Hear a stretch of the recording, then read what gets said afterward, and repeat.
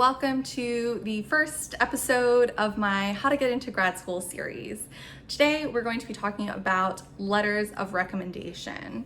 So if you're new here, my name's Taylor and I am a recent MPH grad from Columbia, and I am just about to start a new master's program at Harvard. So each episode of this little mini series is going to go through different aspects of the application. If you're new to the whole application system as a whole, I have a totally different video about that, talking about SOFAS, which is the application system for MPH programs. And it also kind of works for AMCAS, which is the application system for medical schools, since they run on the same sort of computer system. So definitely go check that video out first if you haven't seen it already. But for today, we're gonna get into those letters of rec. So I wanna start out by talking about who you should ask for a letter of recommendation. So for regular grad programs, you probably need 2 to 3 letters of recommendation, and for medical school, it's a few more. But regardless of the number that you need, you should definitely keep in mind quality, quality, quality. So a lot of people, I think, get into some trouble because they ask people for letters of recommendation because either they're a very highly respected professor at the institution, or they have a fancy title, or things like that. But if you don't know the faculty very well, then you're not going to get a good letter. They might say yes, and you'll end up getting a templated letter that says very, very generic things about, you know, they're a good student, or they passed my class, or something like that. And that's not what you want. You want to be able to have your letters of recommendation express who you are as a person. When I have people asking me what I think is the most important part of a med school or grad school application, I always say that it's those written components. It's your personal statement, it's your letters of rec, it's your activities, descriptions, things like that, because that's where the admissions committee really gets to understand who you are as a human being. And so you want your letter writer to be able to add to that. You want your letter writer to be able to say more than what's just on your transcript or on your resume. And so definitely keep that in mind. I know there are certain circumstances where you might not be able to, or you might not have built a lot of connections or things like that, where you have really good relationships with enough people for letters. That's totally understandable. Sometimes it happens. I didn't have a super great relationship with my biochem professor, but just due to logistics and things like that, I'm still going to be asking her for a letter of recommendation for medical school. So I would definitely just keep that in mind, and whenever possible, choose people that you have good relationships with over just because of what class they teach or things like that. So there's a couple exceptions. Like I said, for medical school, I am still going to be asking my biochem professor, even though we don't have a super personal relationship, just because medical schools specifically request that you have, I believe, 2 science letters of recommendation, 1 non-science, and then 1 physician. And so you can look on the AAMC website for what they consider a science. It usually includes science and math. And then anything outside of that will be your non-science letter. So there are a few classes that are types of classes that might be on the fence. I had a research methods class that's a little bit on the fence. It was a little bit like epidemiology, but is that counted? Is it not? So definitely try to figure that stuff out so that you're meeting all the all the requirements for your application to the program of your choice. Now for my MPH program, I believe I needed 3 letters, the same for my master's bioethics. And for those, it was just 3 letters recommendation, period. There were no specific requirements or for the breakdown of that. So definitely just keep that in mind with who you're asking, and when possible, ask people who you have the best relationships with.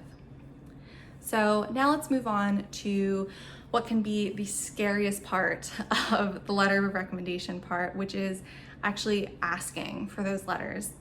So if you are able to meet in person, definitely opt for that. If you can safely meet with your faculty or letter writer in person, or you're living in an era where people are going to classes again, things like that, definitely opt for that, just because you want to have that face-to-face personal connection when you're asking someone for a favor like this. But if it's not possible, then you should send them a quick email, as short and sweet as possible. Professors and faculty are very, very busy, and so you want to get it out there as quickly as possible, make it as easy on them as possible, and just very quickly ask them if they can write you a letter of recommendation, give them the deadline, and also put a clause in there that you understand if either they don't feel comfortable writing you a strong letter of recommendation. I think it's key to include that strong part in there, so that you know that you're not getting a templated letter, hopefully. And also giving them, like I said, the out if they are unable or unwilling to write you that letter, and don't take it too personally if they're not. So send that email off. And I also recommend, this is a little above and beyond trick that has gotten me many letters throughout the years, is to attach a letter request packet. And so if you're going in person, I would save the packet for when you see them in person in their office. And if you are only asking via email, then I would recommend attaching this packet in a zip file so that all of the files are compressed into one attachment. So what is in this packet? Let's go through it. So there are three main things that I include in my letter request packet. The first is a personalized letter detailing to them why I think they would be a great addition, why their letter would be a great addition to my application, and a brief description of why I'm pursuing this. And then the rest of it is mostly logistics. Second paragraph here is all about, please write me a letter, and if you're unable to, I completely understand. Third paragraph here are logistics about where the submission will go, what the deadlines are, things like that. Fourth paragraph, even more logistics, and then a nice little polite sign off. And the other thing that I do is I also include a picture at the bottom. This is an old letter that I sent to one of my faculty from undergrad when I was applying to my MPH, but I like to include the picture just in case you do have to ask someone that you don't have a super great relationship with, just so it helps them put a face to a name. If it's just a faculty member that you did well in their class and went to their office hours a lot, they might not remember your name, but they'll probably remember your face. And so I think it helps to add that at the bottom, but totally optional. The second thing that I include, and in the letter I detail what is included in the packet. So I tell them in the letter that I have also included my personal statement for whatever I'm applying to. So this is a very old draft of my personal statement for medical school. And so I include that because, like I said, you want these letters of recommendation to really help enhance your application and show who you are as a person. And this helps your letter writer do that.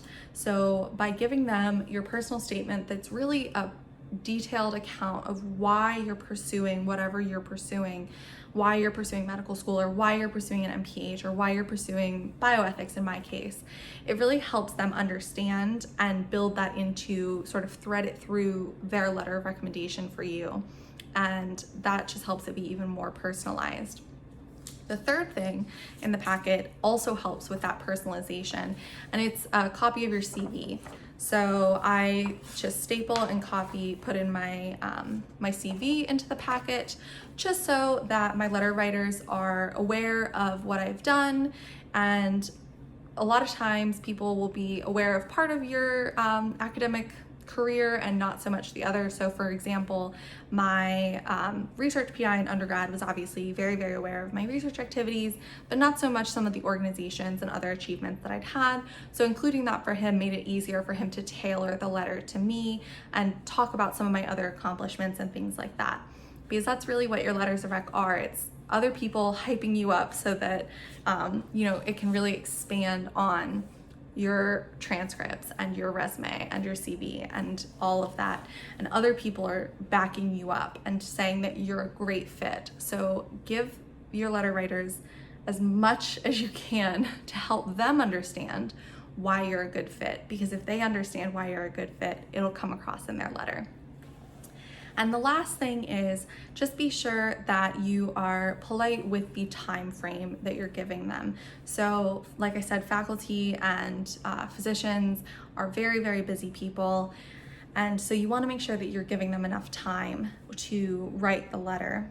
And so I would recommend about 2-ish months.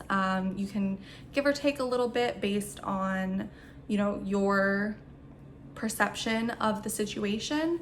And if you do have to ask for a letter last minute, it happens. I've had to do it for fellowship applications and things like that. I would just, make sure that you are really expressing how much you understand that this is last minute and how much you appreciate their taking the time to do it if they are able. And again, especially if it's last minute, don't take it too personally if people are unable to provide you a letter.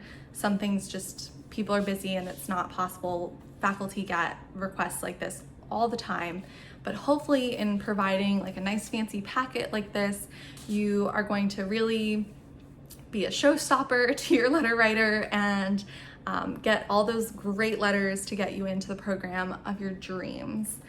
And next week, we are going to be talking about personal statements, but I hope you enjoyed this letter of recommendation video.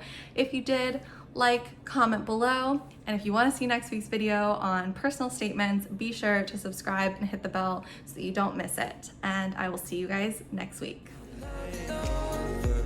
I just want me to find it, 'cause I'm not